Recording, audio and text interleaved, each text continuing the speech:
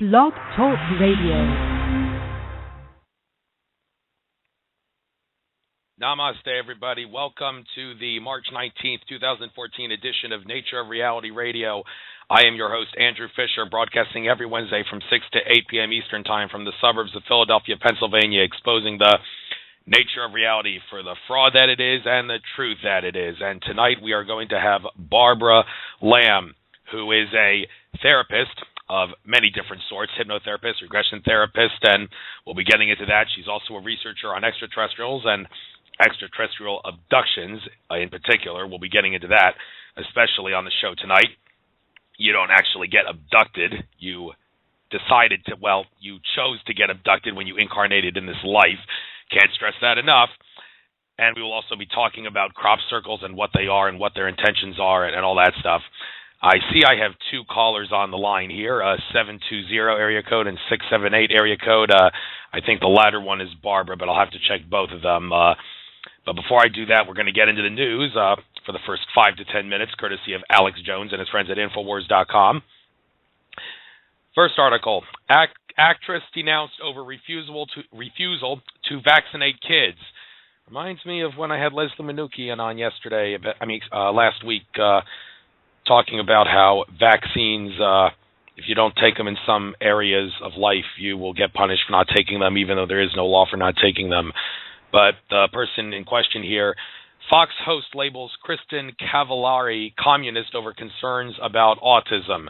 Well, listen to my show last week with Leslie Manookian, and you will understand how there is a correlation between autism and vaccines. So someone needs to kick the people in the nuts for trying to denounce this woman for not wanting to vaccinate kids. It's disgusting that people get punished for that when the science shows they're dangerous. Next article, Rand Paul, quote, concerned about who is truly in charge of our government, unquote. Warns of, quote, dystopian nightmares coming true. Well, no duh.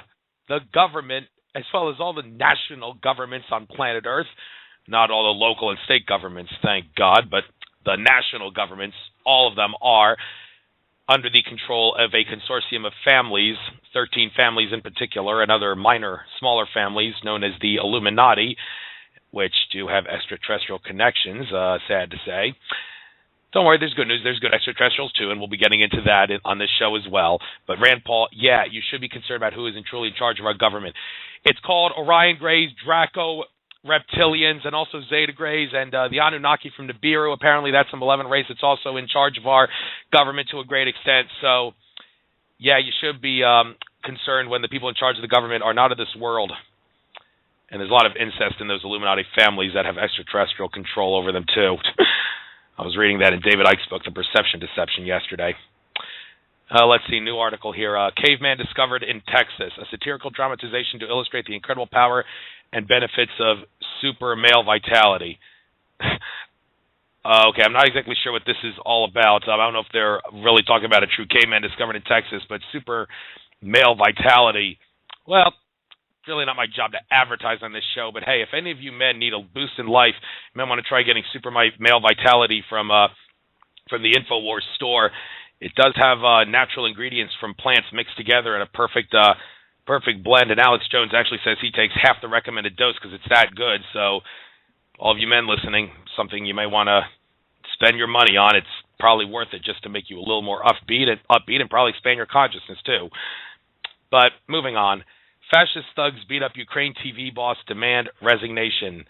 Alexander Paltelyemnov beaten by Svoboda party members.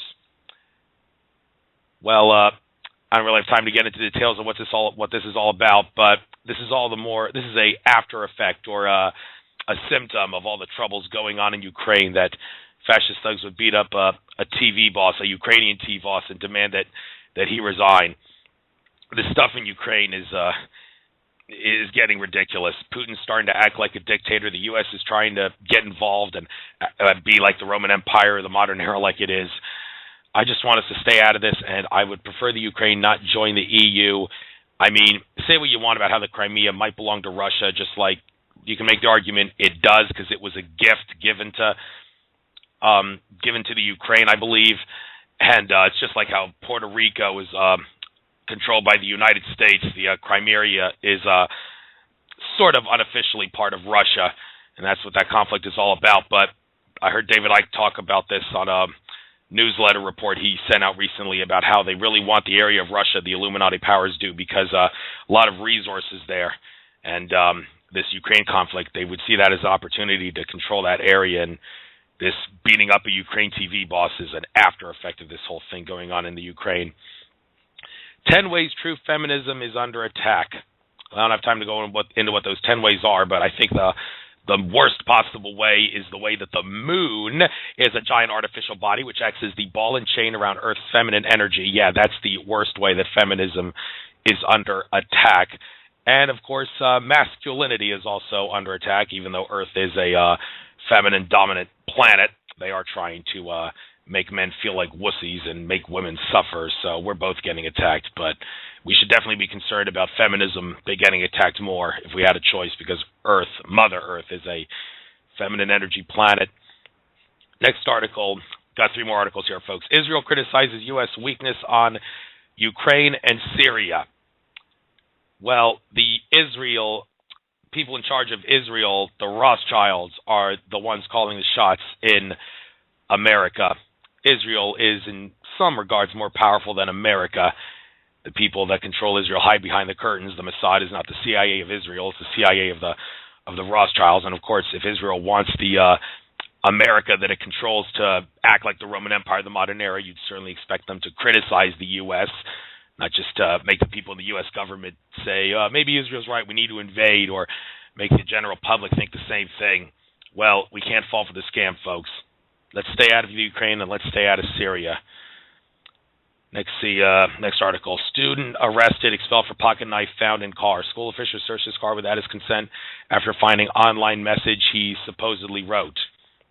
Well, if this was a private school, students do not enjoy constitutional rights because it is private, so that means that by going into a private capacity, letting someone signing a contract with someone, in this case a student going to a school, it is okay for them to violate your rights. Not all your rights. Some rights cannot be taken away at all, but there are some that they have the right to violate. But if this was a public school, all that in loco parentis stuff about schools having the right to take away students' rights, it's outright brainwashing to condition people into giving up their rights, and we don't want that.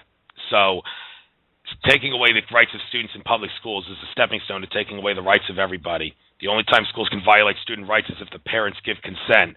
And even with parents, there are limits on what kind of rights they can take away from kids. But it is understood that the totality of these circumstances requires that because children are developing, they do need to have some of their rights taken away from them temporarily just to help them in their development. Because obviously, like an infant couldn't exercise his right to travel easily because it's just an infant. They couldn't get anywhere. Or if they were able to walk, they wouldn't have much control over themselves, so you need parents to restrict that right, among other things. But this is the school we're talking about. Maybe they'll talk about this on InfoWars Nightly News. And last article before I get to Barbara, video. Kid screams in agony as cop snaps his arm. Some attempt to justify officers' actions. Well, when Eddie Craig of Rule of Law Radio launches DaoofLaw.com, it'll be the best tyranny-fighting thing for the Patriot community. Probably subscribe. Definitely should subscribe. It'll probably be about 15 cents a day, I think, and there'll be a tyranny alert icon where you can film the police, and even if they bash your camera, it'll still be on uploaded to the tyranny alert thing on Eddie Craig's Dow of Law site. The only reason it's taken so long for him to launch it is because the security apparatus on that site needs to get to tip-top shape, which is perfectly understandable because they would want to sabotage that site if they could. So when that site gets launched, it's going to be harder for your cops to do things like snapping the arms of kids. Well, anyway, without further ado, I see actually this is the number Barbara's on, area code 720 and area code 678. Please hang with me. I'll try to get you on probably in about 15, 20 minutes. I'm sure I'm going to get a lot of callers today, but first I just want to get Barbara on and talk about a couple things first, but don't hang up. I'll get you on. So, Barbara, area code 909, can you hear me? Yes, I can. Awesome. It's great to have you on. So, thank you. I enjoy your presentation at the In5D City of Angels Cosmic Awakening Conference. You may remember me. I was the guy in the black trench coat. And right. Right. And we're going to try to cover all of your fields of research. So try to do this show like you're doing the show on the fly, because I take getting information out very seriously, and that means trying to maybe do some things on the fly just to get all of your subjects covered. So I'll find some questions to ask you. But first of all, introduce yourself, what you do, and I think we'll talk about the therapy aspect before we get into ETs. Okay, great. Well, first of all, I'm a psychotherapist for many years, licensed in 1976. So I've had a lot of years of experience. And after several years of doing regular psychotherapy, I became trained in doing hypnotic regression therapy. Mostly in those years, in the 1980s, I was doing past life regression therapy. And then in 1991, people started coming to me who had very peculiar, confusing, oftentimes disturbing experiences of being visited by unusual beings and being taken away for a couple of hours and then returned. And people wanted to know what were those experiences all about and what exactly happened, because they didn't remember most of those encounters. So that got me into doing the regressions for people who have extraterrestrial encounters. And then, additionally, I became very interested in 1990 in the crop circle phenomenon. I felt immediately when I first saw a notice about a lecture being given about mysterious patterns showing up in the fields of Britain, I thought, wow, we're being communicated with by something, some intelligence or somebody out there in space. And I rushed over to England in 1991 to research that for myself, to find the crop circles and go into them and see what I thought about them. And I became so hooked, actually dedicated to continuing to research the crop circles, that I have been doing that now for 24 years, going to England every summer and researching the crop circles, going into lots of them. I've been in probably almost 2,000 crop circles by now, and I also lead tours to crop circles in the summertime, which are really delightful adventures. So I continue with all this work, regular psychotherapy, regression therapy for past lives, and for anything that the person wants to remember more clearly or find out new things about, including many, many of the extraterrestrial encounters. And I continue with the crop circle work. So from my point of view, I am a really fortunate person who gets to do all these intriguing, wonderful, and helpful things. So does that give you enough? Yeah, just seem to be on mute every time you talk. But yeah, that was a good introduction, and I think I'd like to get started with the therapy aspect. So how do past life regression therapy and hypnotherapy work? Silence the skeptics, if you will. Yes, silence the skeptics. I know a lot of people have misunderstandings, I think, about hypnosis. And some people have the impression that, it's mumbo-jumbo, or that the person is being steered or led into certain directions. But it really isn't that way if done responsibly, and I try to do every hypnosis session responsibly. First of all, there are two major kinds of hypnosis, and I do both of those kinds. The first kind is when somebody comes and seriously wants to get rid of a fear or anxiety or a pattern of panic attacks, or they want to lose weight, or they want to quit smoking, or they want to be more proactive at their jobs, or they want to get over their fear of flying. I mean, there are so many things that people come for that they really want help with and changes in. So that kind of hypnosis involves my preparing them for at least 2, sometimes more, sessions in which we get together the kinds of suggestions that will be the most helpful for them and that will fit them, the kinds of suggestions that they will actually receive and not try to sort of blank out or ward off. So I think that the custom-made aspect of the hypnosis that I do is extremely important. I never just give generic suggestions without really understanding how the person operates and what suggestions they will receive. So that is one kind of hypnosis. And then the regression hypnosis is so fascinating. I do the same process of deep relaxation to help them get to be open enough to their subconscious minds and the material they're in, and also their higher knowing. In many cases, the knowingness that they can learn from their own soul. And we go back to an event, usually, an event that they may have wondered about, when something peculiar happened, and they may have seen some unusual lights, balls of lights, or they may have seen a UFO, or they may have seen a being or 3 beings in their room at night when they awakened in the middle of the night. And yet they might not remember more than just a moment or 2 after that, but they realized later that they had been away, they'd been taken away and returned, and they were all right, but maybe feeling kind of mysterious about what happened, and they would like to know the details of what happened. So all of those things can come to light during the regression. Regression is also used frequently for going back to much earlier times that don't involve extraterrestrials, but it might take us into a past life.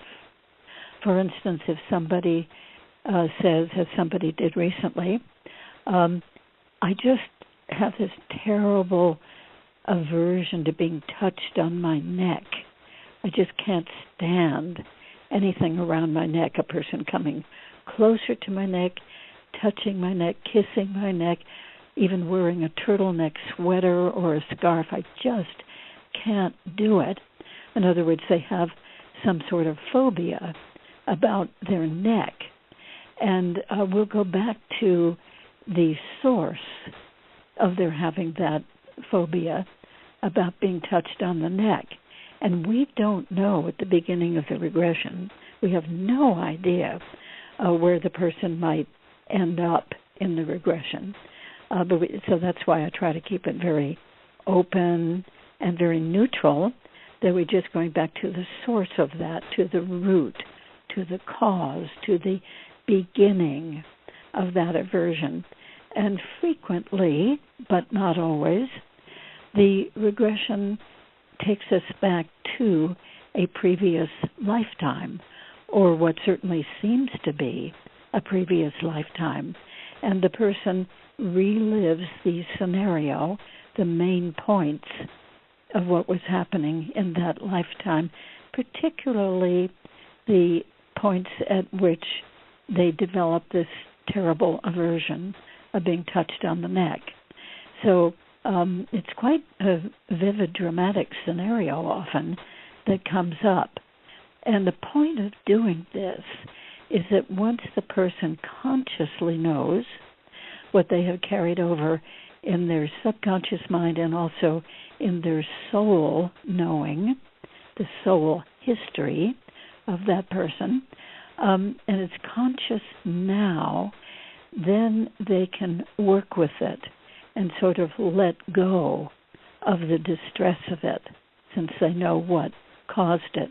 And in an instance like that, when somebody's had something very traumatic happen in a past life, and particularly if they died during that trauma, I like to, after we found the material from the regression, I like to do a healing process, a clearing, a releasing of that trauma that set into the body in that lifetime. And it's a spiritual process, and I just help them to let go of that, because now they understand what caused the problem, and they know that they're not in those circumstances anymore, and that they are doing all right now, living another lifetime. And so they let go of the trauma, and that means that they don't have those symptoms anymore in this life. That in this example, the trauma, the aversion of being touched on the neck. So it really helps somebody's life go a lot better. And people do go around, many people go around with certain very strong aversions, like they're afraid of the water, or they're afraid of being in high places, or they're very afraid of being in enclosed places. They're gaining weight like mad because they have this underneath sense that they've got to have enough food. They've got to be sure that they have enough food. These are just some of many examples I'm giving you. And it goes back, if we do a regression, it goes back to what caused that pattern and what causes those fears, or what causes that behavior in this lifetime. So it's very useful to find out where these things come from and release them, so that the person can go ahead with this life no longer plagued by whatever that condition or whatever that belief was from a past time. So it's wonderful. I think that it would be great if more therapists would incorporate some of these methods in their psychotherapeutic work, because it's so effective. So do you have any more questions about that? Yeah, I do. In regards to hypnosis, I remember my senior year of high school, post-prom party, we had a hypnotist, and he told everybody, make sure you come up here with the mentality that you want to be hypnotized.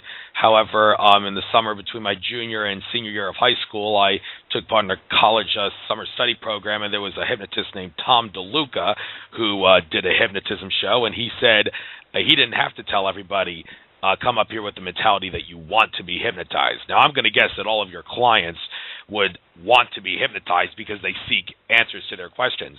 But can you offer any hypothesis as to why some hypnotists would need to say, make sure you come up here with the mentality that you want to be hypnotized, and others don't? Well, I think it is very true, first of all, that some people think, oh, I don't know if I'd really want to experience that, or I don't know if I could be hypnotized. That's a very frequent question. And so they feel reserve about it. They're curious because they're there at that sort of entertainment, and they want to see other people go through it. But, they don't want themselves to be subjected to that. So, some people have a lot of hesitation or even aversion to that. And many people, almost everyone who comes to me for either kind of hypnosis, they usually say, I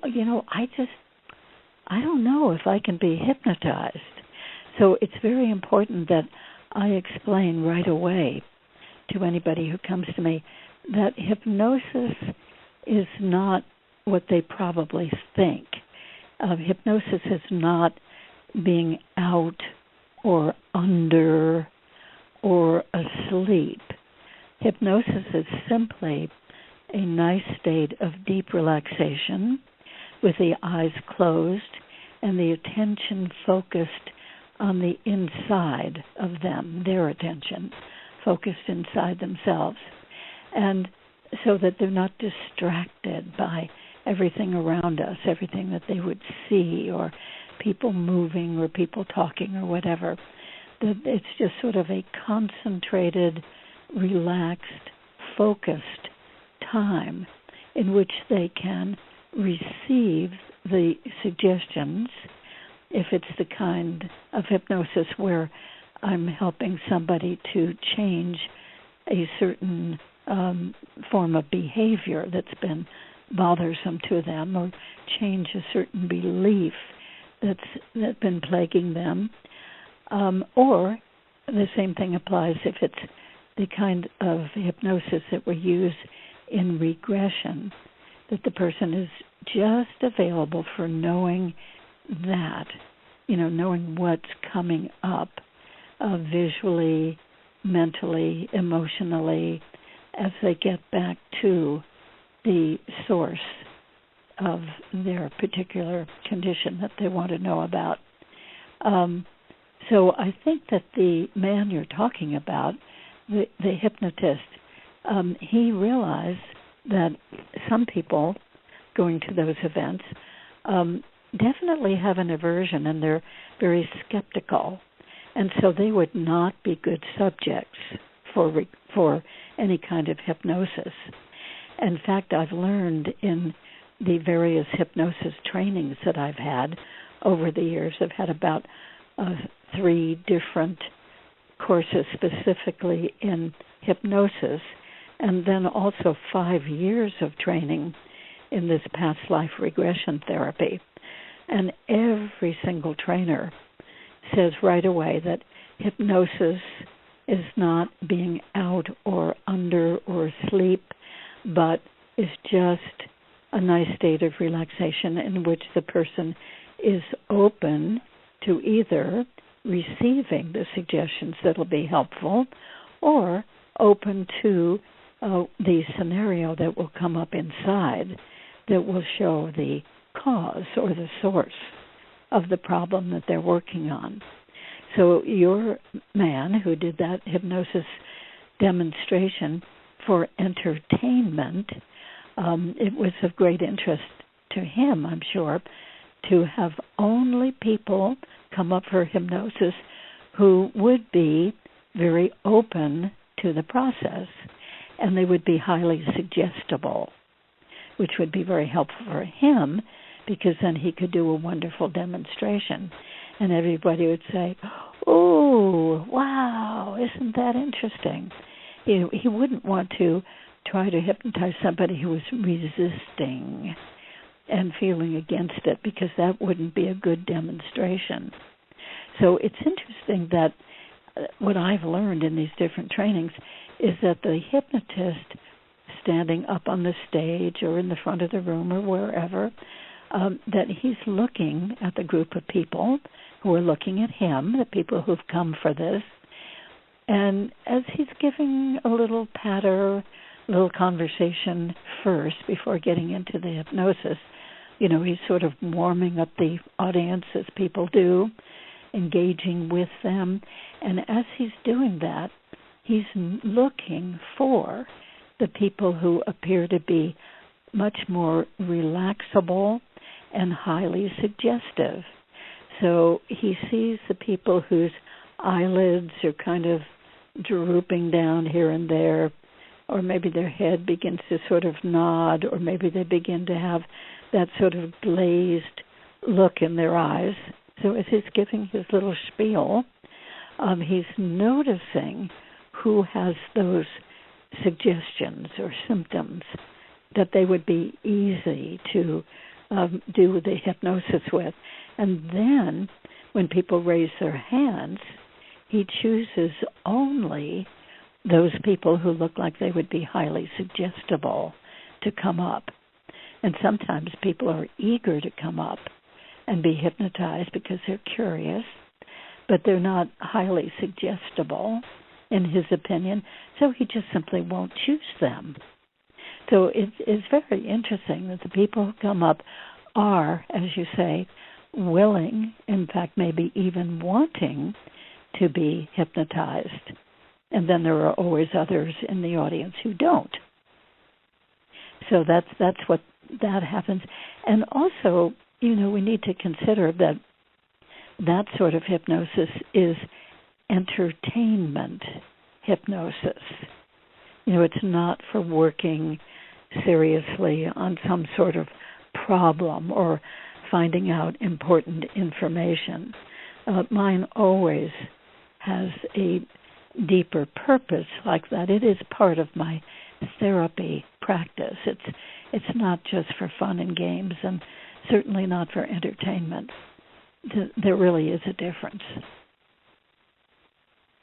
So I hope that helps to clarify things a little bit. Yes, it does, Barbara. And I'd like to cover crop circles for about 15 minutes before we start taking calls.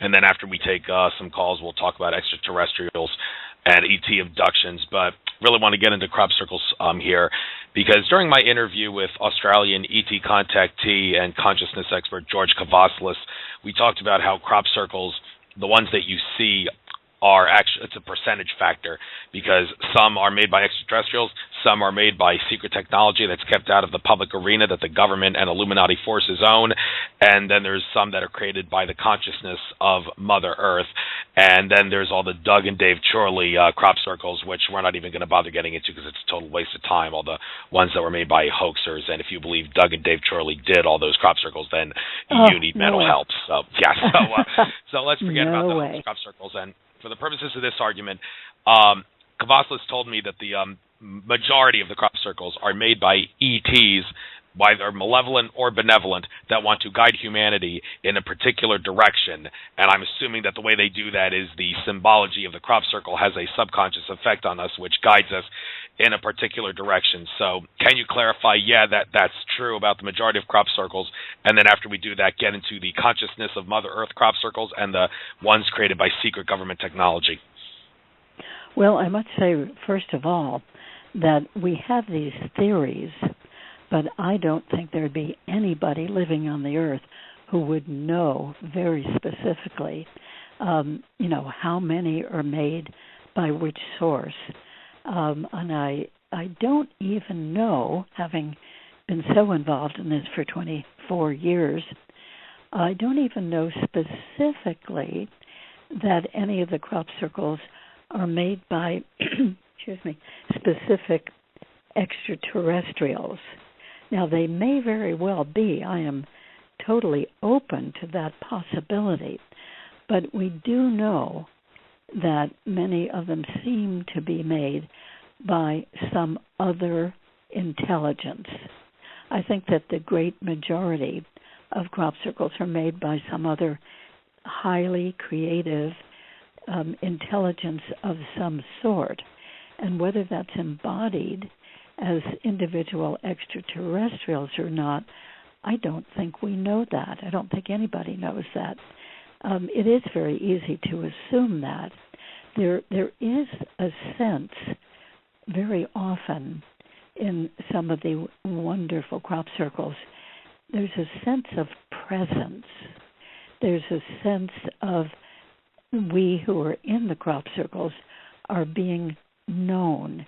It is being acknowledged that we're in one. And especially if we're appreciating that crop circle. I mean, I've had this again and again, and so have some of my friends and colleagues who research crop circles every year, like I do, that in some crop circles, more than others, we absolutely feel that we are known for being in there, and we have a sense that we can talk to that intelligence, and we can thank that intelligence. I make a point of doing that because that intelligence seems to be present. Now, that doesn't mean that we see anyone or see anything other than the crop circle itself and the lovely surroundings and the field, the whole crop. We don't see beings there, but I really mean it. There's a palpable sense of feeling that presence. And from my experience, that's always a very favorable presence. It's helpful. It's benign. It may even feel loving. I've never felt any presence in a crop circle of any malevolence, of any ill being, ill intent, judgment, anything of that sort. They always feel either neutral or positive to me. Now, this is a very subjective thing, of course. Each person's experience might be a little bit different. But we do, in many of the crop circles that we consider genuine, in other words, not made by people, but made by some other intelligence, some other force, we do feel that it's worth communicating with that, whatever it is. And so a lot of us will take time in a crop circle to sit down or lie down right on the ground and meditate. And sometimes we even get messages like channeling. Now, I don't consider myself to be a channel. I know some people are. But I have had a number of experiences where sitting and meditating or lying down in a crop circle that I will get a repeated, simple phrase which seems to be the main intent or the main meaning of that particular crop circle. It's worth saying that there is a tremendous difference between these genuine crop circles and the man-made or hoaxed crop circles. With the hoaxed crop circles, of course, men, maybe a few women, go through the field with a big stomping board that is has a rope or chain or something up around their neck so if they can hold it, it won't fall off. And they are pressing down on that board with one foot to the other, pressing over the crop into the pattern they want to create. Well, because of this stomping down, or even using a garden roller in a few cases that I've heard about, the stalks of the plants, the crop, they actually break because of all that harsh pressure. So they break, just about an inch or half an inch above ground level, and so that they're flattened down. And when they break, they lose their contact with their own roots, and so they die. So, and they don't continue to grow or anything.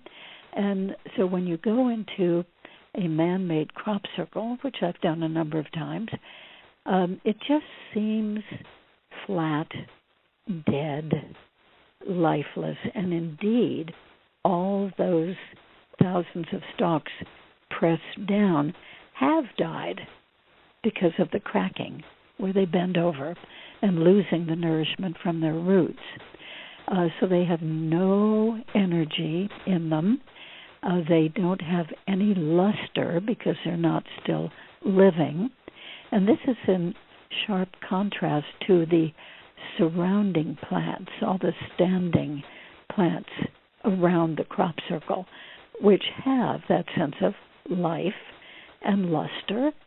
And, they're still doing fine. And so there's really quite a contrast. There's no energy. If you go in with electrostatic voltmeters or magnetometers or microwave detectors, some people go in with those, or if you go in with dowsing rods, which I use, or pendulums, any kind of measurement indication or equipment.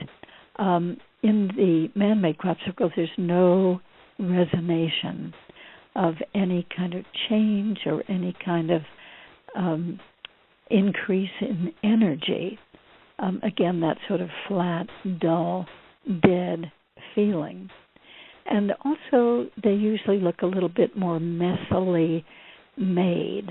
The laid down stalks don't look so even and parallel. They may kind of look a little bit messier, a little bit askew, shall we say.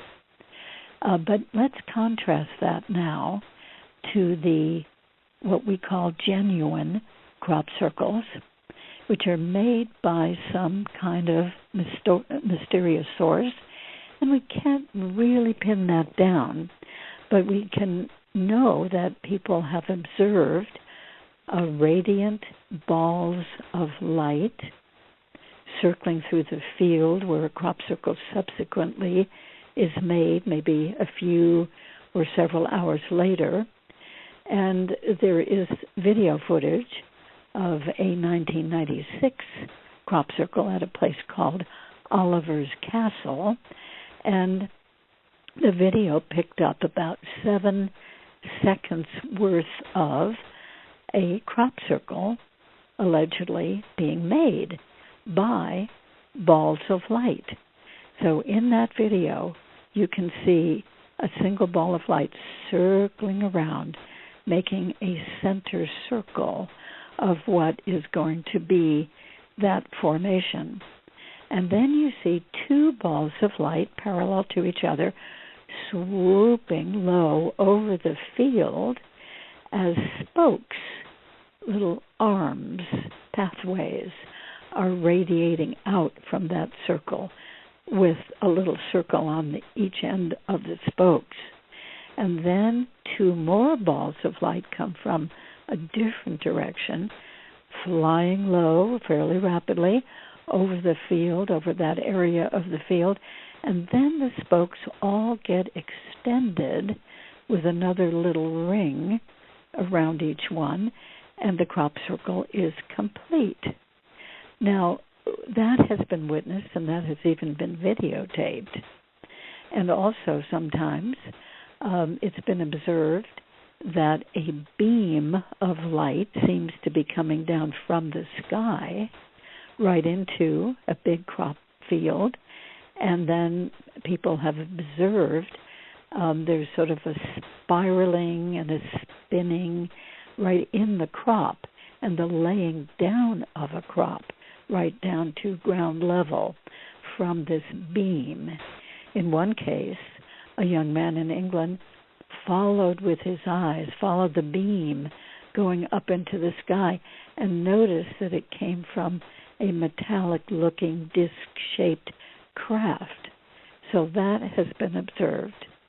And still other people, not many, but a few, have been walking by a crop field in England, and they could see what looked like or seemed like a pathway of wind coming across the top of the crop, sort of dislodging pieces, little pieces of the wheat or whatever the crop was, sort of flying in the air. And then this invisible wind sort of thing, whatever it was, stopped at a certain location in the field. And then these people could observe a spinning going on in the crop right there, and the crop being swirled and laid down. And that turned out to be a new crop circle. So people have actually seen these things. Now, there are some wonderful biophysicists, the BLT team, Burke and Levengood and Talbot. Nancy Talbot is a good spokesperson for this. And Dr. Levengood at Pinewood Lab in northern Michigan, he and his team members tested many, many plants, thousands of plants that were sent to him from English crop circles, and he received some also from American crop circles, and tested those against control plants, that is, plants that were in the same crop but outside of the crop circle. And he and his team determined, this was several years ago, determined that they thought that the crop circles were made by energy plasma vortexes. Vortexes like a spinning cone shape coming down from the upper atmosphere, coming right down into a field of growing crop with tremendously high heat. In fact, he figured that there would be at least 850 degrees of heat in that vortex of energy coming down, and he determined that it was a combination of plasma energies that would make up this spinning vortex. And when it would hit the plants where the crop circle was being made, it emitted tremendous heat. But because the crop circles seemed to be placed over underground water, so it seemed like the vortex hitting the plants would also be drawing up the moisture or the water from underneath the surface of the soil, creating a steam effect. And the steam effect would allow the plants to be laid over with just a nice smooth bend, no breaking, no cracking, just above ground level. So those plants, in what we call the genuine crop circles, continue to grow and ripen and come to full maturity. So right through to when the whole field is harvested and then eventually tilled and mulched under, those plants in the crop circle hold their special energy left by this vortex. And that energy has even been tested over a period of years, that for subsequent generations of plantings in the field, up to 8 that I know about, maybe that's even continuing now, that the energy of the original crop circle stayed in that place in the farmland where it had originally landed. So something really major is going on there, something very effective, that the energy of it would even last 8 subsequent years and perhaps more.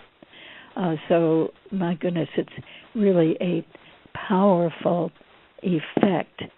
So now we have this theory of the genuine crop circles, the vortex theory.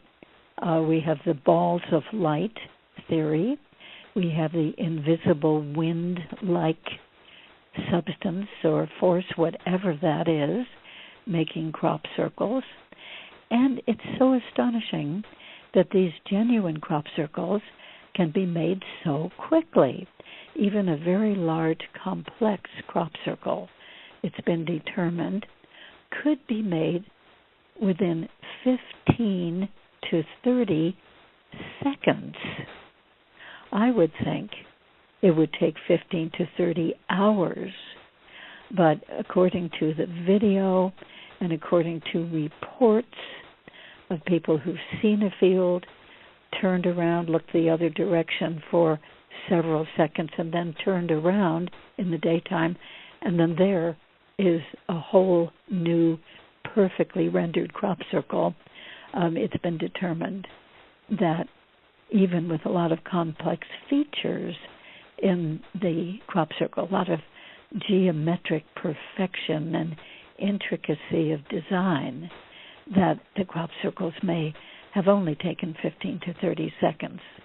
So that is some remarkable force, some remarkable intelligence that is doing this. I know that there are theories that there is a secret government or maybe Air Force or some department project of using beam technology or whatever their very advanced instrumentation is to make the crop circles. I know that that's a theory, an idea, but I have no indication of absolute proof or certainty that some of the crop circles are made that way, but I think it's certainly an interesting question. And then there are theories, again, underlined theories, guesses, and some of them are very, very interesting, that there may be earth elementals, or maybe the earth itself is pulling down the plants into a crop circle pattern. And again, I don't think, as far as I know, there's no proof of that, but it certainly is an interesting consideration, an interesting theory. So we just don't know. We do know that some of them are made mysteriously. I think the greater portion are made by this mysterious unknown source, which is part of the great intrigue about the whole thing. And some are made by people. In fact, I've met some of those people, quite a few of them over the years, and had long conversations with them. One man that I met last year, 2013, and had a long conversation with him, which I was very pleased to do.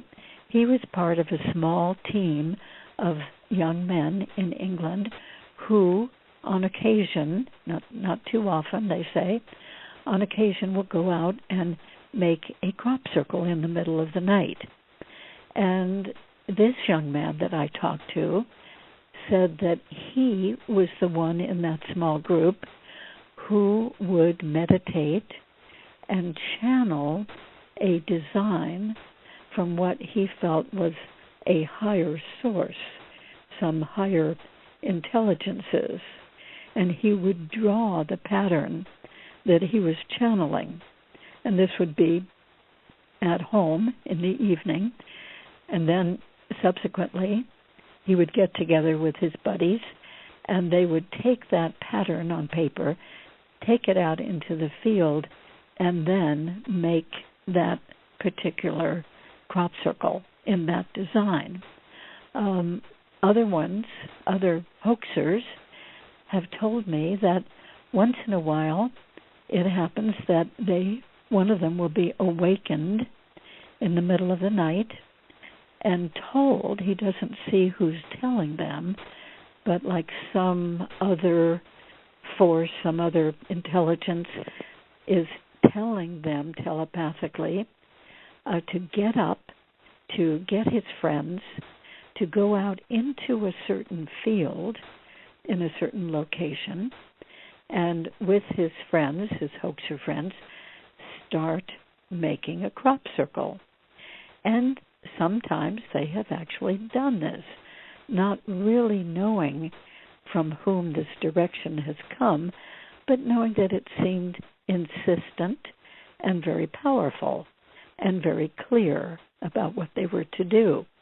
So there they would be out in a field, stomping down the crop in a certain design, just following that direction that seemed to be coming mentally to them, and they would have no idea what the pattern was that they were making until a few hours later they'd come back in the light of day and they would see that pattern, and very often they'd be amazed. Oh my goodness, I didn't know we were making that pattern.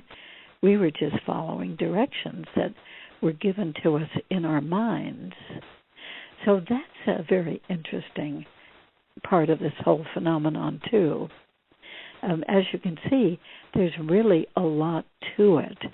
And one of the things that intrigues me the very most, I love this, is that we people down here on Earth, we seem, when we have the intention, we seem to be able to ask for a particular pattern or particular elements of a pattern to be made into a crop circle. So in order to do that, we just decide on what we want as a design. It might be an idea. It might be asking for a symbol of a certain thing, like of the Japanese culture. as one group actually did from Japan in 1991, or 1999, I should say. Or we don't know whom we're asking, but we ask the crop circle makers, the real ones, the genuine ones, to make such and such a pattern. And sometimes we will draw a certain pattern so that we will all in that little group being focused on that particular design. And many, many times after doing that, we have noticed that a few hours later in the dark of that night, that pattern is enacted into a new crop circle. And last year, very happily, when I led two separate groups, one after the other, into crop circles, with each of those groups, we had a time, usually around dinner time, when we were all collected together, and we would decide on a pattern we would like to see as a crop circle, and closed our eyes and meditated on it and pictured the design and asked the genuine circle makers, not knowing who they are, to give us that crop circle. If they would, we'd be grateful. We were thankful. And then the very next morning, in both of these cases, we heard about a new crop circle and went right to it. And lo and behold, the intelligence, had given us the new crop circle that we had requested. So when that happens, that is fascinating. And we just know that whoever or whatever, however, made that crop circle, it was not people, because there were no other people hearing that we were making this request. It was not government, because we were sure we were not being spied on by anybody in the military or the government or anybody with high technical equipment here on Earth. But it does seem like the crop circle was being made by some sort of other, I like to think of, higher source of intelligence. So it is amazing and very exciting when we get into that, what seems like an interactive effect between us and the intelligence that's making crop circles. So do you have any more questions about that? No, I do not. We're going to take some calls now, and then after that we'll get into ETs and ET abductions. But for now, first caller will be area code, let me make sure you're on the area code 720. You are on the air. Welcome. Hello, hi. I am actually just listening to the show. Oh, okay. Well, you're more, if that's the case, fine. But what? Any question? Any question at all? No, actually. Oh, okay. Well, thanks Just for calling in. enjoying Glad you're learning something on this show. Feel free to call in any time if you have a question for a guest. Thanks a lot. Thank you. Later. Okay, next caller will be area code 678. Let me make sure you're on the air here. Area code 678, you are on the air. Welcome. Hi, I'm just listening. Oh, okay. You have some good listeners this time. Yeah, I do. Usually people don't call in, but just glad I have some people on my board. All right, yes. Later. Okay, so maybe the reason people don't call in is because we take in from getting information on this show very seriously, and callers don't want to call in because that means less information to get out. But hey, I could use more callers. So I don't mind. Some callers have good information. So, area code 402. You are on the air. 402. Welcome. Hi. I have a general question, but then I had a specific experiential question, but it's kind of in the category. Hello? Oh, dear. She went away. Yeah, it didn't say she hung up, but she's didn't sound like it. Area code 402. I didn't even get your name. When you get back, I'd love to get your name. So hang on. Let me try putting her off the air and then putting her back on the air again. Okay, let's try this.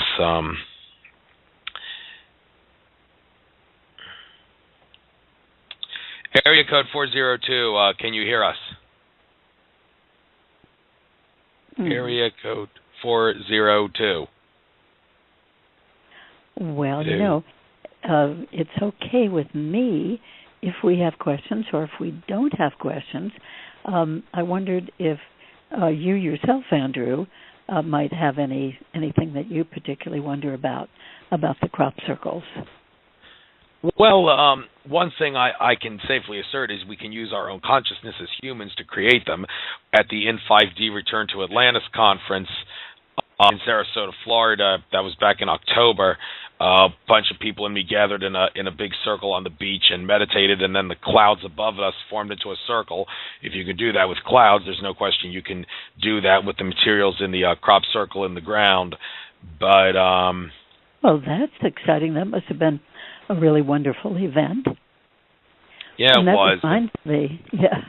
That reminds me of a lovely thing that happened, probably about 8 years or so ago in England. I was at a conference put on by a wonderful group called the Wiltshire Crop Circle Study Group. They'd been very involved in crop circles for years already, and they put on a lovely conference.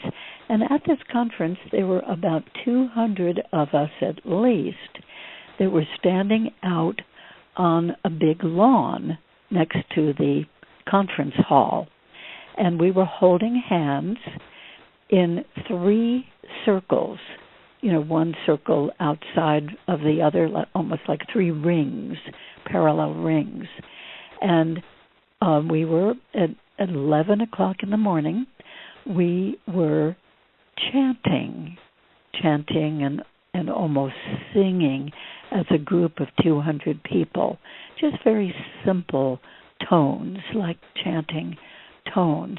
And this went on for quite a while, maybe about 20 minutes, these 3 parallel rings of people sending out these lovely tones. Well, later we realized that a pilot of a very small plane, a microlight, was flying from the airfield just a few miles away from where we were doing this chanting. And he was somebody who flew many times a day, taking one passenger up at a time. And he was also very keen about crop circles. And he was always looking down at the land when he was flying a passenger around, looking to see if there were any new crop circles. So before we were doing that singing at 11 o'clock that particular morning, he flew over a certain field and just noticed no crop circle there, none over here, none in the adjacent field. And then when he came back, maybe 15 or 20 minutes later, over that same field, there was a brand new crop circle. And guess what it was? It was in the shape of 3 rings, one outside of the other, 3 parallel rings. And then it had little lines looking like radiating sound, how you might symbolize that pictorially. Dozens of very thin lines radiating out from the center of that pattern. So we didn't even see pictures of that crop circle until probably the next day, or at least later on that day. And we thought, oh my gosh, that looks like a depiction of our group of people, 3 rings of people, sending out all these beautiful tones. And we think that it was made, well, we know it was made, actually, right during the same time that we were doing all that chanting. Now, who made it or how it was done, we just don't know. But it seems to many of us that this intelligence I've been talking about, that's not necessarily planetary, it's other, that this intelligence knew or was inspired by this group of people chanting, sending out these beautiful tones in a state of meditation, that somehow got picked up and was made into a crop circle. So when things like that happen, oh my goodness, we are so excited. It's great. Any more callers on the line? Well, it says that area code 402 caller has dropped. There was another caller that just called in. Hopefully that's the same person calling in from a different number. But area code 402, if you want to call in, by all means call in. I'd like to hear about that personal. Oh yeah, you are. Oh, good. Yeah, I do have you on. Hopefully you won't drop off this time. I don't know. Yeah, I'm near where I can get a cell signal. So. Yeah, no, my personal experience has to do with what she was talking about earlier. I'm really fascinated with this whole consciousness and the human consciousness being able to create crop circles. It's the first I've heard of that aspect, so it's very interesting. And that answered my question right when I was asking it. You answered it, even though I dropped the line. So okay, you heard it anyway. Yes, I did. It's fascinating. My personal experience with being somewhere else for a certain amount of time, I've had at least two of those experiences that I know there's missing time. I don't feel anything negative happened. I feel like, if anything, it was positive, although I don't remember it. Okay. But I continue to have kind of a growing story around that piece of property and what happens there, and I go back and I stay longer and longer because it certainly seems to bring out more experiences. Oh. And I actually, I don't know if I met you at the conference, but you were at the Embracing Contact conference. Yes. That was yes, and that was a very interesting conference. And I had thought about, do I really want to find out what happened, or will that just come to my consciousness when maybe there's a timing involved? Maybe there was information given that has a kind of time release, effect to it for proper use of the information. Well, that's certainly it's certainly possible that there's a time release aspect. Many people are being downloaded with information either during an encounter experience with extraterrestrials, or even sometimes apart from being right with them, or at least they're not aware of any beings being with them. They might be asleep, they might be meditating, they might be so deeply asleep that they absolutely cannot be awakened by anybody who really wants them to wake up. I have several cases of that sort of thing. By the way, I want to say before we get too far into that I've had the great fortune of regressing more than 1,100 individuals to extraterrestrial encounters, and some of these people, fortunately, they live close enough to me in Southern California that they've been able to come for many regressions. Some have come for 40 regressions. Another person came for about 50. Another person came for about 60 regressions over a period of years. So there's a tremendous amount of material that comes out of that, and I'm still doing that work. And somebody who came to me just yesterday morning when I was in Florida speaking at a conference and doing regressions, she was given information during the encounter. She was aware that this information was flooding into her, but she wasn't picking up the specifics of the information just then. And the beings who were giving her this information telepathically said, "Don't worry about it.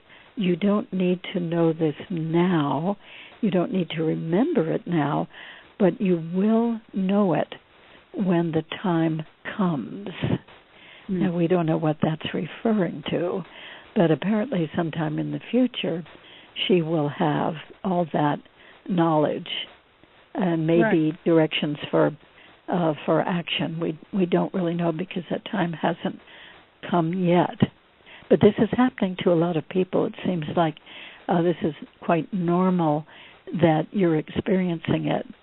And many people wonder, oh gosh, do I really want to look into these things that have happened because they've been aware of the beginning of an experience or perhaps the very end of an encounter, and they may have some indications on their bodies, maybe not, but maybe they have indications on their bodies that they've been with somebody and somebody has done something, leaving little symbol marks or little dots or little triangles or little scoop-shaped marks or little straight line marks or like a straight line cut that's already healed up that they will wake up and discover, or little bruises in certain parts of their body looking like little fingertip bruises. Or people will sometimes wake up and their clothes that they went to sleep in are on backwards now or inside out or upside down, or even that they've, found that they have somebody else's clothing on that they didn't go to sleep with.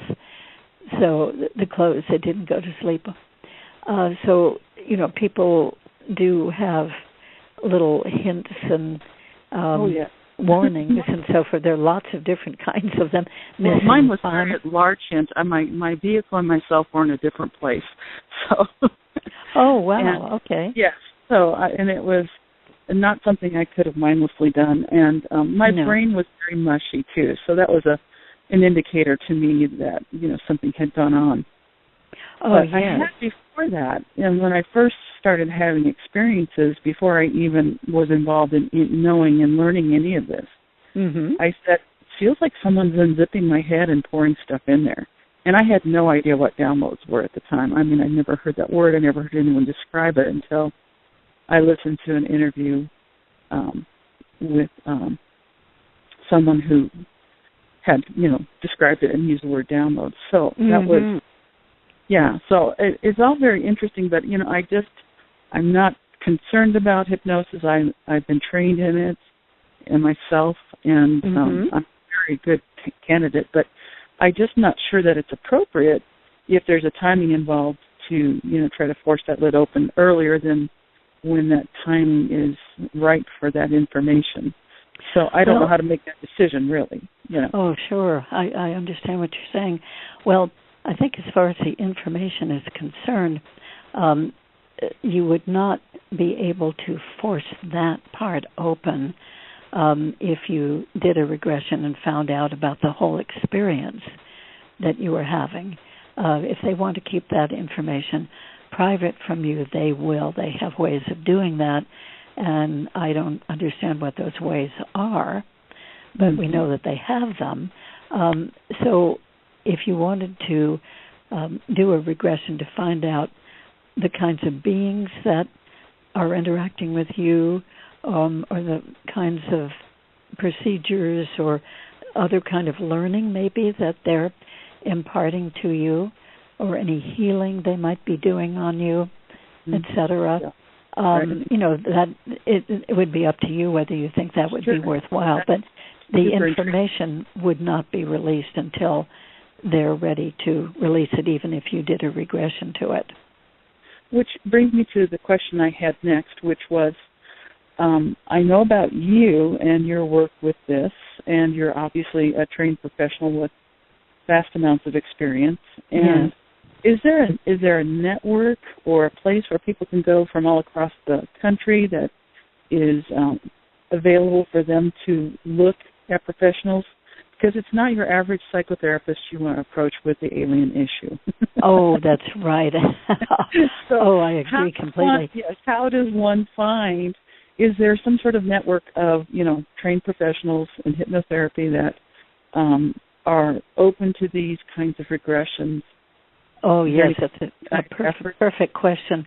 I happen to be president now for a few years of a group called the Academy of Clinical Close Encounter Therapists.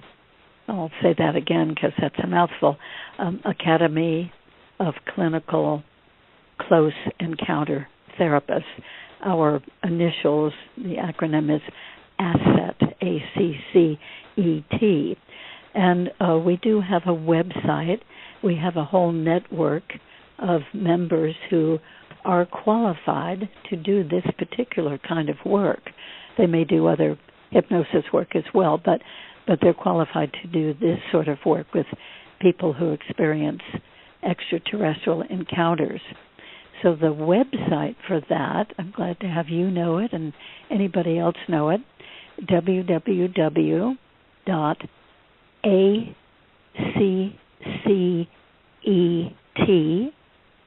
and then the word counselors, COUNSELORS,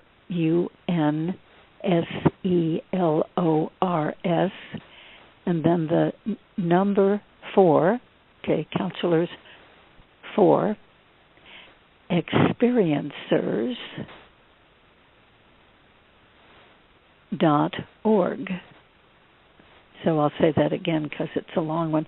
Asset counselors, number 4, experiencers.org. And I do get many, many requests for people all over the country and even in other countries, and I try to fill those requests as best I can, and I'm always keeping a lookout for other people who are qualified to do this work, to add to our referral list. So you might even be one of those people yourself. Yes, I have been a counselor. I've been a licensed counselor in the past. I'm not licensed at this point, but I certainly appreciate this information. That's really wonderful that there's an organization like this. Oh, yes, that's good.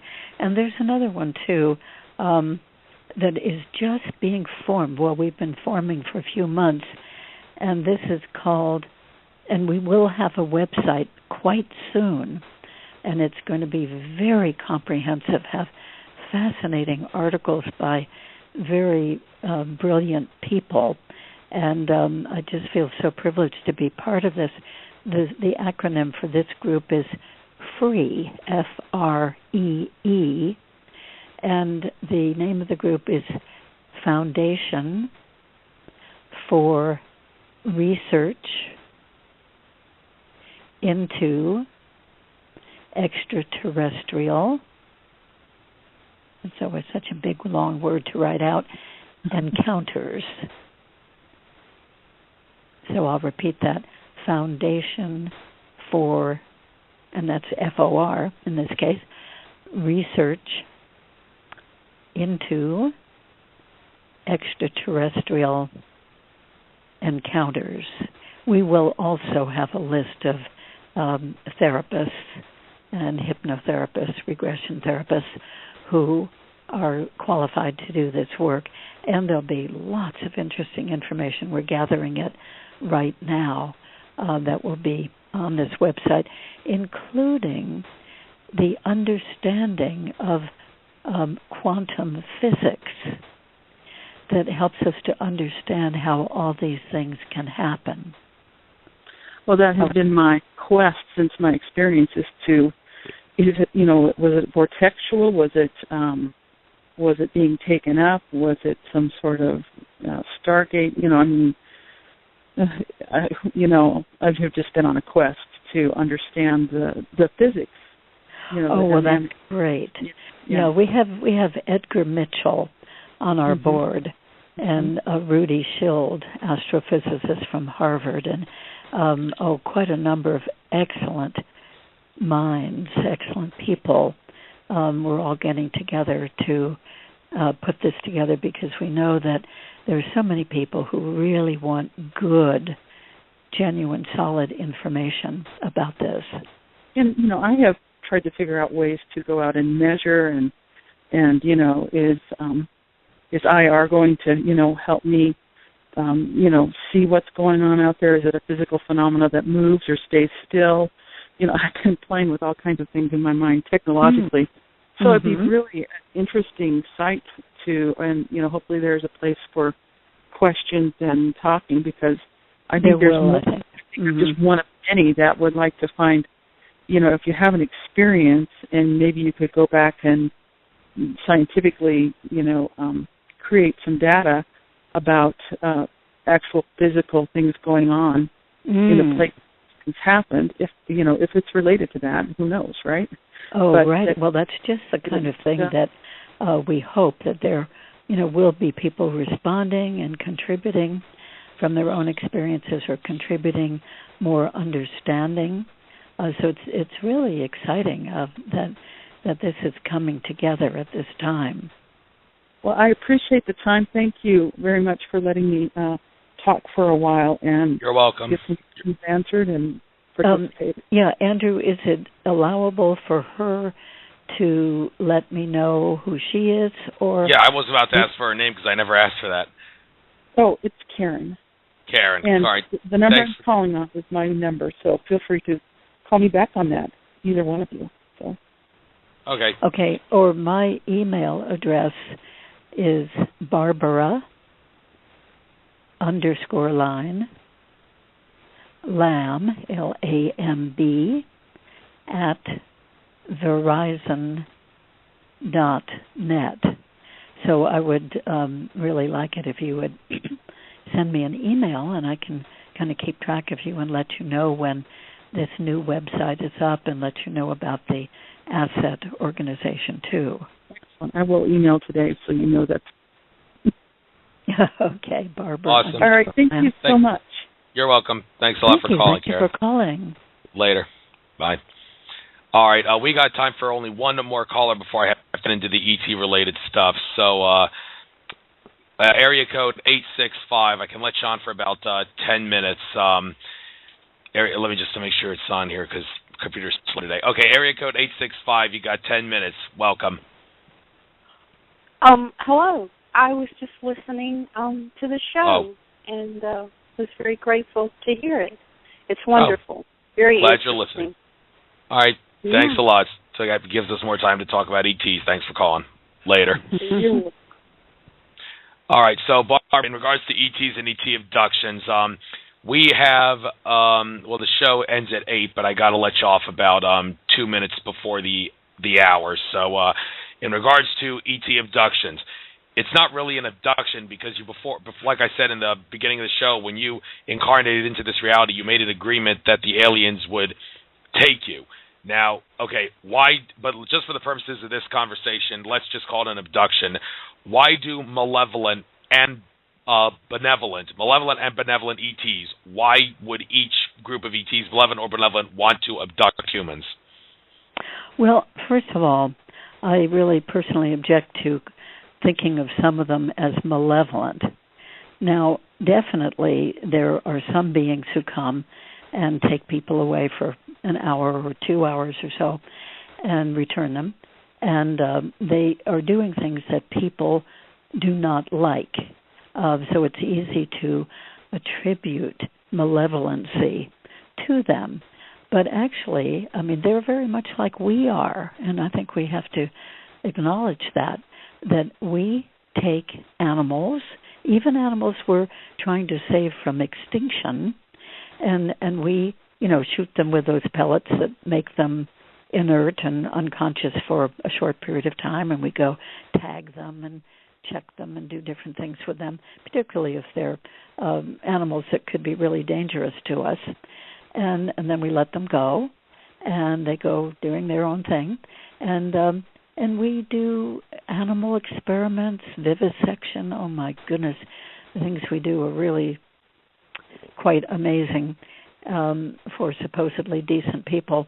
And it's all, a lot of it's in the name of products and science and learning and so forth. Well, I think that some of these beings, and they seem to be the ones that get the most notice in the media, some of these extraterrestrial beings come and do experiments on our bodies and take samples of fluids and skin and all kinds of different things, reproductive materials included, and they put implants in people, the people whom they are interacting with anyway, not just everybody. And, they do these things that people understandably do not like. And so it's easy to think of them as being horrible and malevolent. But they may not be. They may just be doing scientific things, and some of that may even be for our benefit, even though we don't see that immediately. There are so many different beings. The beings that have come through the regression work that I've done, and it's at least 2,200 regressions now that I've done for extraterrestrial encounters. And out of that 2,200 or so regressions, there are many, many, many different kinds of beings. I mean, I've really lost track. And, of course, we're going by the descriptions of the people who are reliving those experiences through regressions. But anyway, there are a lot of different kinds of beings that come here briefly, and they all seem to have their own agenda. It's very easy in thinking and talking about this phenomenon to sort of lump them all in, like benevolent or malevolent. I just don't think that's the case. I don't think that's fair or accurate, first of all. So I'd like to get that understood, that this is where I'm coming from. But some of the beings are definitely very helpful to human beings. They are teaching them psychic skills. They're upgrading their consciousness. They're upgrading people's spirituality or spiritual understanding of existence and all that is in existence, the different cosmoses, the different dimensions, the billions of galaxies, the different life forms, the different philosophies. It's just such a huge cosmos full of so much. And there are very intelligent groups out there, many of them, who already, probably long ago, have formed councils. Like sometimes it's been called the Intergalactic Council or the Great Federation. There are different names that people call these council meetings, sometimes comprised of thousands of delegates from different beings, different civilizations. And then, according to some of them, there are many beings who are outside of those councils or federations. Just like on Earth, we have the United Nations, and there are many nations that participate in that, but we also have many countries that have nothing to do with the United Nations. They're just kind of doing their own thing. So I think it's that way on the macroscopic scale of the cosmos. So there's an awful lot going on. And I just don't think it's fair for us humans, as being relatively unaware of all of this and all of these beings and all of these agendas, to assume that some of them are really malevolent. It's easy to get extraterrestrials, especially the ones who do not do these things that we favor so much, get them mixed up with other kinds of beings, like some people talk about demonic beings. I don't think that any of the extraterrestrials are demonic beings, although I could see subjectively, personally, why somebody could draw that conclusion. But I don't think so. So I don't like to categorize them like that. Some of these beings are so wonderful. They may be even other dimensional, but they do appear to people, and they do seem to take them to certain experiences. So they must be at least of our dimension to a certain extent, the physical dimension, or they may be able to operate in it. But some of these beings have taken some of my clients to exquisite spiritual experiences. They've taken them to wonderful, glowing, luminous beings out in space who don't seem to be on any sort of structure or floor, but just in space, in existence. They've even taken with 3 of my different people who don't even know each other, have been taken to a huge, what looks like amoeba sort of being out in space. You know, one that you can sort of look into, rather semi-transparent and full of lovely colors, blues and pinks and mauves and purples. And the client whom I'm regressing has sometimes been taken by one being, which we would call extraterrestrial, taken out in space and then into this huge amoeba-like being who can remind people a bit of a jellyfish, like that, in that you sort of semi-transparent, full of colors, undulating, moving gracefully, moving in space like a jellyfish would move in the water. And they can see sometimes some texture inside that being that they're going to. And then the person is absorbed into this being and may be quite frightened at first, like, oh, what am I getting into? And I just don't know this. Wow, and it's so huge. But once they're inside that which seems like a living, pulsating, undulating being, they are supremely happy.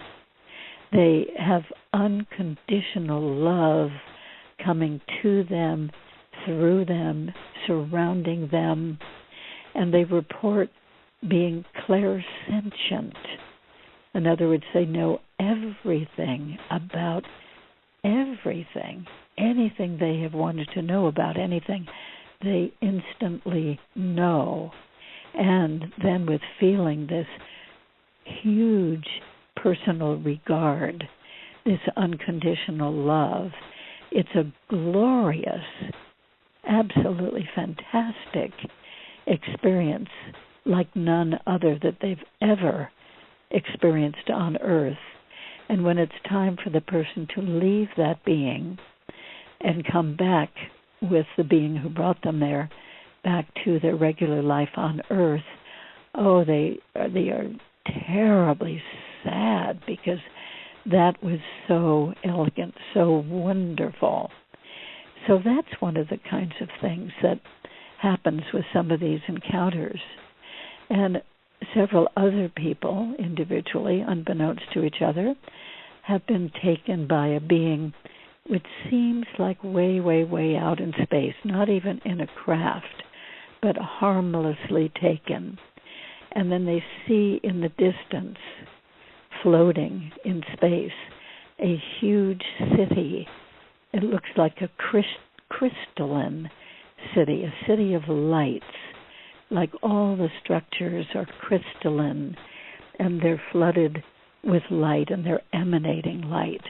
And the person will be taken right into one of those crystalline beings or buildings and meeting these extremely fine, advanced beings who might be, we might call extraterrestrial, we might call them spiritual beings, or spiritual extraterrestrials, I tend to think of them, and have some wonderful experiences of learning new things, feeling blessed, and that's a magnificent experience.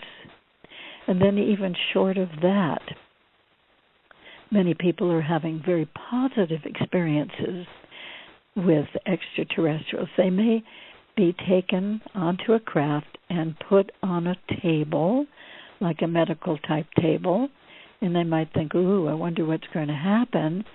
And they are checked over, sometimes with instrumentation, sometimes with scanning with the being's hands. And I always have them look at the beings who are around the table and describe them as much as they can. So we get a sense that there are a number of different kinds of extraterrestrial beings working together with this person who's been taken for this. And so they may have some correction done by these beings for some kind of physical difficulty that they have. Sometimes they are out and out healed of a very serious condition, like cancer or a heart problem or a serious problem with one of their other internal organs, or just with their autoimmune system.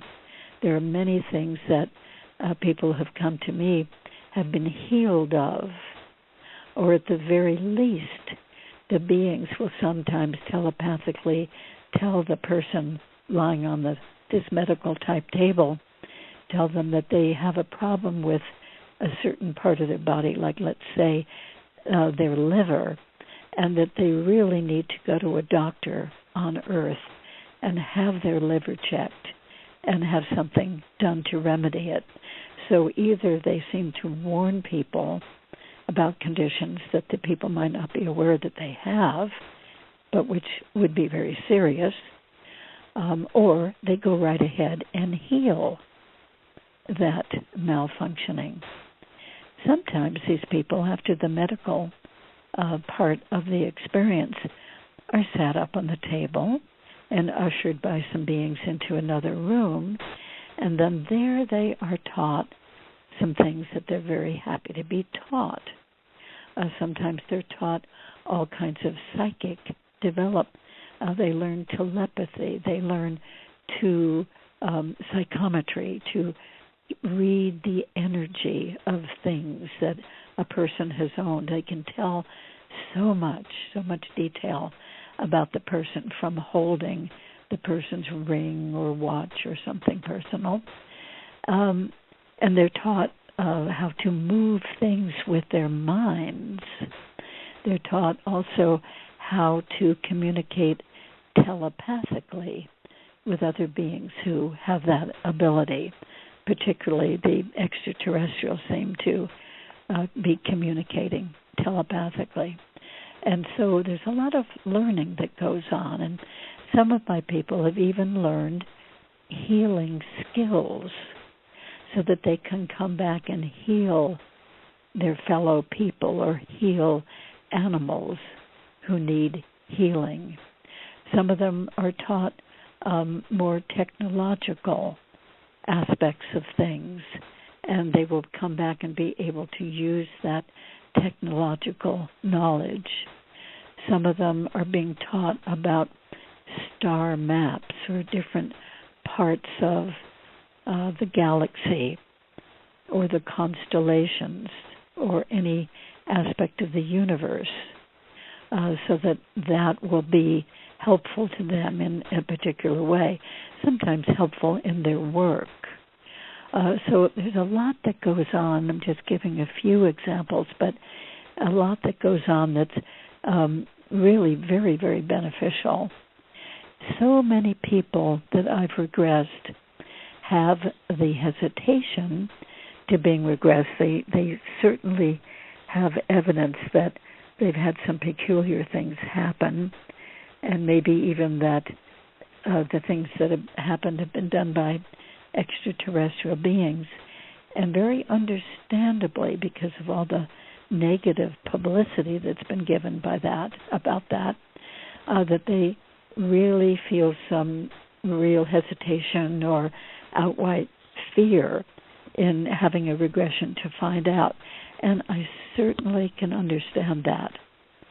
But when they finally come and they have a regression, they are usually so grateful for it. because it opens up into aspects that they never would have expected, and they really welcome those aspects.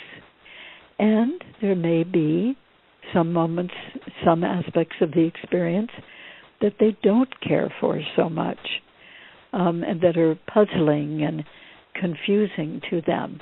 So I don't want to give the impression that all is sweetness and light with every single encounter. But even people who have reproductive material taken from their bodies, in other words, eggs from females, sperm from males, and even if they discover that they have a mysterious pregnancy, even though they hadn't been close to anybody for a significant period of time, and yet here they are pregnant, and even if that pregnancy seems to disappear somehow after a month and a half or 2 months or 3 months, and that is very puzzling, of course, and even though they may be taken to see a little embryo or more developed into a fetus in a gestation tank of fluid by the extraterrestrials, and then see a newborn baby taken out of the tank of fluid when mature enough as an infant, and even if they see that same child growing up here and there over a period of years, even though these things that seem a little bit more bizarre to many, that they come to understand why this is important, why the beings are doing this sort of thing. And that kind of material can come out in the regressions. So it's worthwhile, in my opinion, for a person to get to the point where they have the courage to have a regression, to find out some of the details of what's been going on. It's really a vast picture that anybody who's having a lot of the medical things happening are also having some of the educational, inspiring things happen that they would never know about unless they did the regressions. So I do encourage people who are considering having a regression for this purpose to allow in some of these more positive possibilities. And again, I find that a new person who will come to me will go into a regression, and there will be one particular primary being of one of these extraterrestrial species who seems to be primarily the one working with them in that encounter. And as the regression and the encounter goes on, they will say things like, "Oh, I didn't remember this in my conscious life, but now I know that I've been with this particular one before." And they'll say further on in the regression, "Yes, I know this one very well. I've been with him ever since I can remember, but I'd totally forgotten about it in my daily life." And sometimes we'll go back to one of the earliest or even the first experience that the person has had with that being. And they will find that that being has been a guide, has been a friend, has been a support through all the years of that person's life so far. And that the being has goodwill at heart, that the being has maybe even cured them and healed them of various things along the way, or certainly speeded up some of the childhood illnesses, the measles or whooping cough or whatever that we tend to get here on Earth, so that there is a comradeship a companionship, a guidance that has been going on between many people and their personal extraterrestrial. So to find things out like that is really worthwhile. And especially when some people have a glimpse in their memory of, maybe, let's say, a tall, very thin being who looks rather like a big bug. That may turn out to be a mantis being who is very wonderful, very kindly, very loving, very understanding, and yet just the glimpse that the person might remember of that being, is pretty creepy and might even be frightening. So some of the most frightening or different looking beings from our point of view as humans turn out to be some of the finest, some of the most wonderful. For instance, many people have experiences to some extent with what we call a reptilian being. And the reptilian beings so often look big and muscular and tough. They look like really well-built athletes. And they often seem to be very proud of themselves. Sometimes they wear glorious cloaks and medallions and insignias and shoulder epaulets or breastplates of metal, it looks like. And they seem very grandiose and very egotistic. But when a person regresses to an encounter with them, there may be many other things going on, like a lot of information given by that reptilian being, or some compassion, or maybe a person will discover that a reptilian being has been with her or him all of his or her life and was a great companion and a teacher and a playmate even during childhood in these encounters. And then maybe the reptilian, depending on the kind of reptilian, will want to have a family with that person, using their reproductive material to create hybrids. I think there are several, at least, different species of extraterrestrials who like to create hybrids, partly their material and partly human. And a lot of those humans, or I should say, a lot of those hybrids are seen by people on the ships, the UFOs.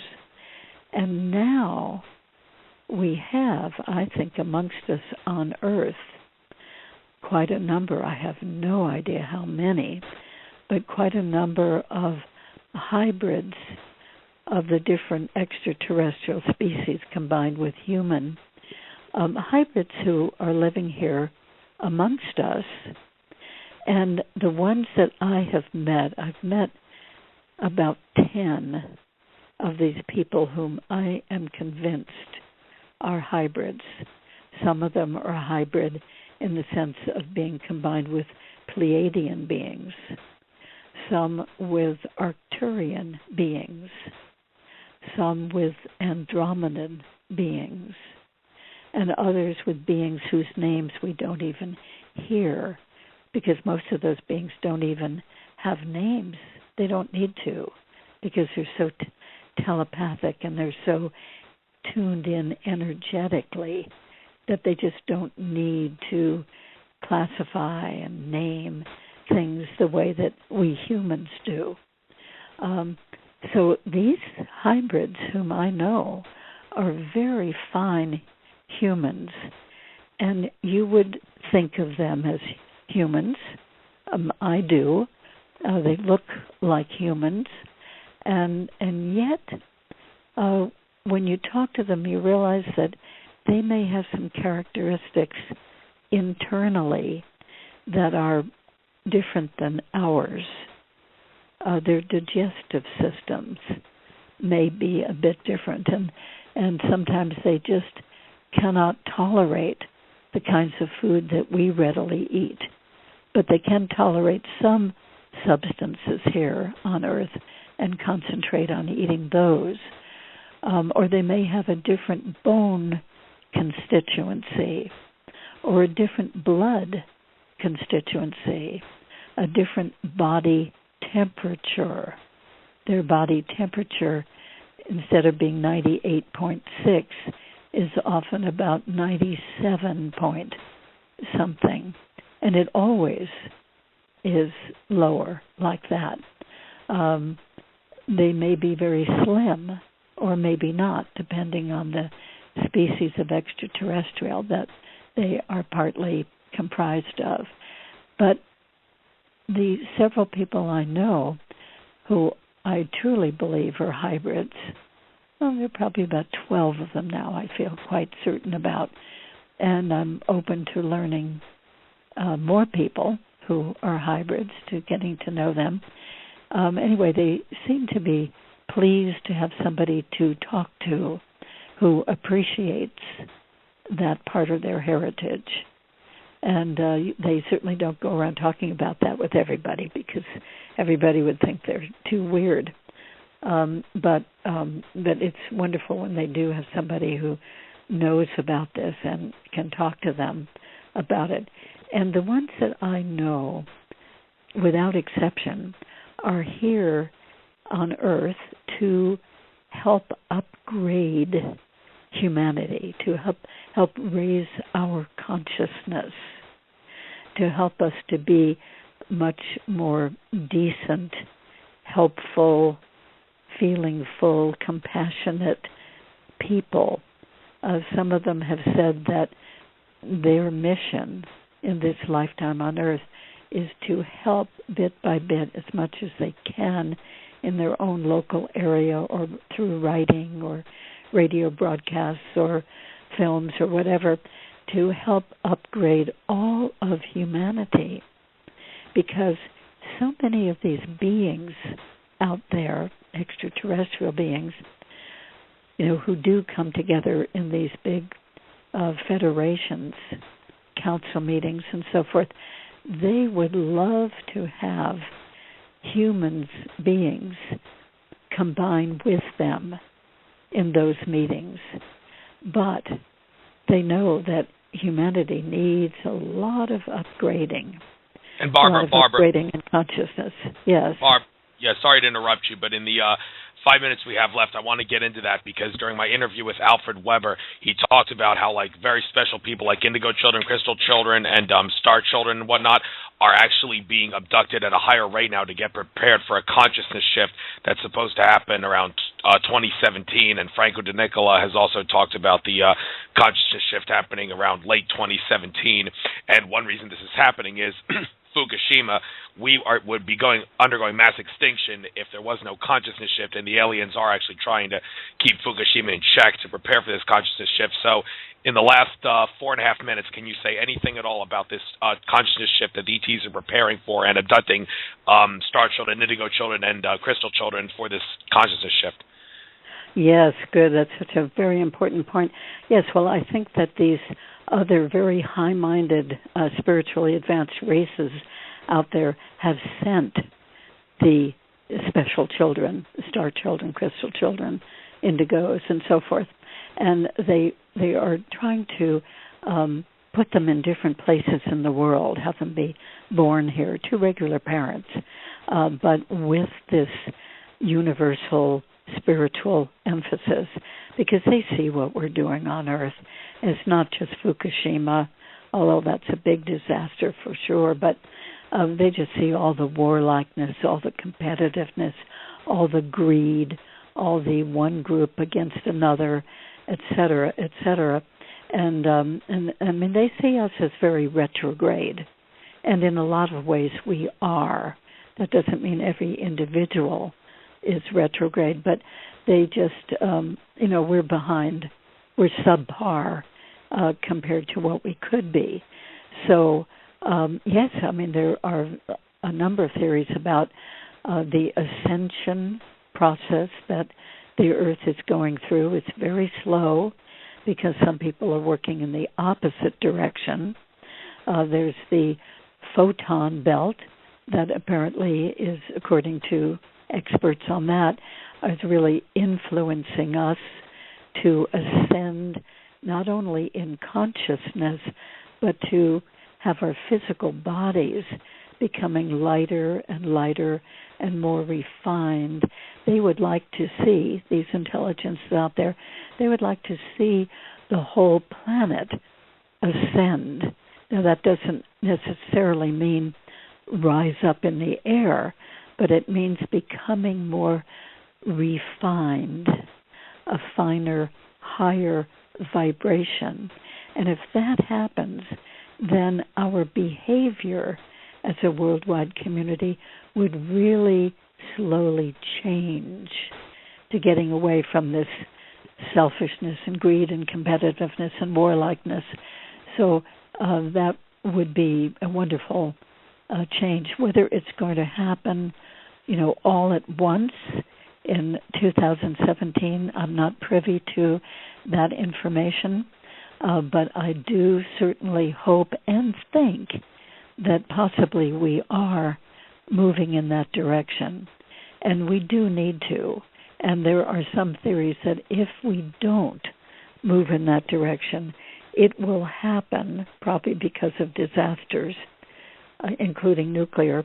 It will happen that we can no longer live on planet Earth. Now, that is so huge, it's almost impossible to really conceive.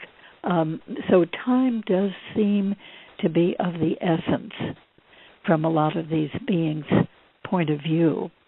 I think the people who know more about this are giving wise counsel, and I think we definitely need to pay attention to that. All right, thanks, Barbara. I'm glad you got your take on that, but we have come to the end of the show, so I'm going to tell you the same thing I tell all my guests. My goal on this show is to get out information, and that, among other things, means getting as many different people on the show as possible before giving any one specific guest double dips. So don't expect a call from me in the near future to come on my show again, because there's a lot of other fascinating individuals on planet Earth who deserve some glory on my show. So, yeah, sure, so Could I just mention quickly about my crop circle tours, in case anybody's interested in that? My website is barbaralambt.com. Barbara Lamb, Lamb, MFT for Marriage and Family Therapist.com. And there's lots of information on the various things that I do.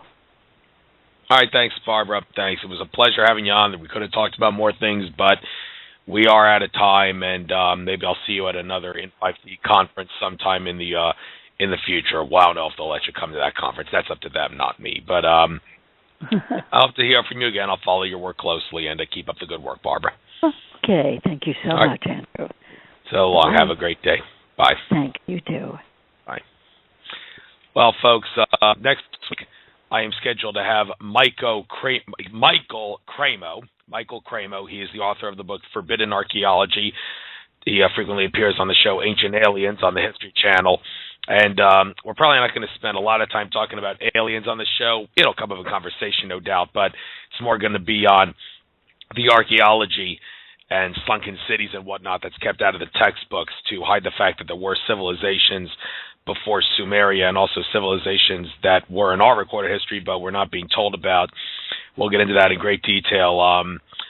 Michael Cremo's a fascinating individual, and frequently on Ancient Aliens, and he had one of the Ancient Aliens episodes on the UFO TV Studios YouTube channel, Ancient Alien series, so to speak, is directly dedicated to his work. I think it's called Forbidden Archaeology, as a matter of fact, that show on that channel. So I guess you might want to check that out. We'll have him on, Michael Cremo, on next week. So with that being said, namaste, everybody.